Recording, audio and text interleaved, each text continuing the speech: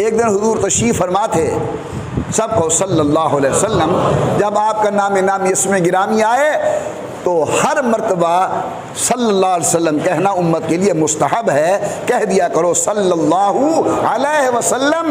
امام الانبیاء تشریف فرما ہے بارگاہ نبوت کے اندر، غلامان نبوت، حضور کے شاگرد، رسول اللہ کے تلامذہ، امام الانبیاء، نبوت کے شمع کے پروانے، سب حضور کی خدمت کے اندر بیٹھے ہوئے ہیں۔ اللہ کے نبی بھی جلوہ گر ہیں۔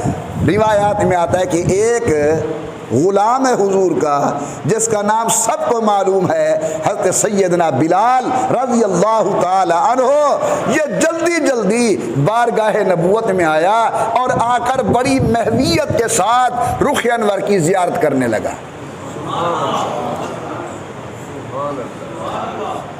محو ہے، گم ہے حضور کے چہرے کے اندر۔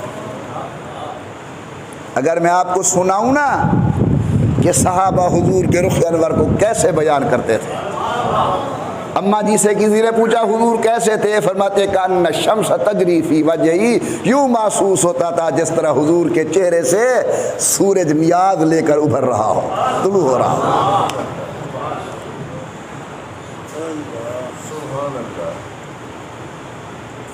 میں کہوں گا میرے والد صاحب، میرے پیر صاحب، میرے بزرگ ناراض ہو گئے، جناب ان کا چہرہ ایسے سرخ تھا کیا کہوں لال ٹماٹر ہو گیا۔ جب صحابہ حضور اکرم کے غصے کو بیان کرتے ہیں کہتے ہیں کأن الرمان فوقہ فی وجہی، یوں محسوس ہوتا تھا کہ انار کو حضور کے رخ انور کے اندر نچوڑ دیا گیا ہے۔ اللہ محبت،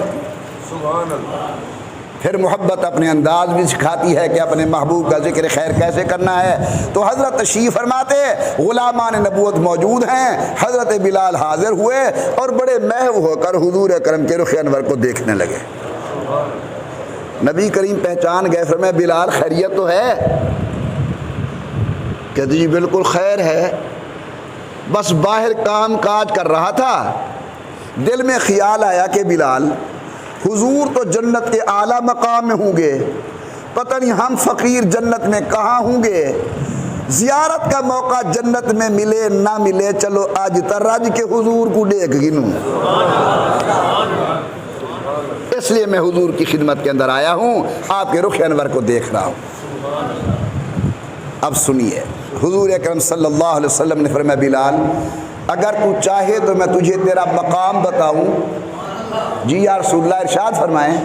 حضور نے فرمایا قیامت کا دن ہوگا، اللہ مجھے جنت کی سواری عطا فرمائیں گے، میں جنت کی سواری پر سوار ہوں گا، سب سے پہلے میں جا کر جنت کا دروازہ بجاؤں گا، کھٹکھٹاؤں گا، میرے لیے جنت کا دروازہ کھولا جائے گا، جب تک میں نہیں جاؤں گا کوئی انسان جنت کے اندر قدم نہیں رکھ سکتا۔ اور فرمایا بلال میری اس سواری کی مہار تیرے ہاتھ میں ہوگی، میں تیرے ساتھ وعدہ کرتا ہوں جب تک تو جنت میں نہیں جائے گا محمد اندر قدم نہیں رکھیں گے۔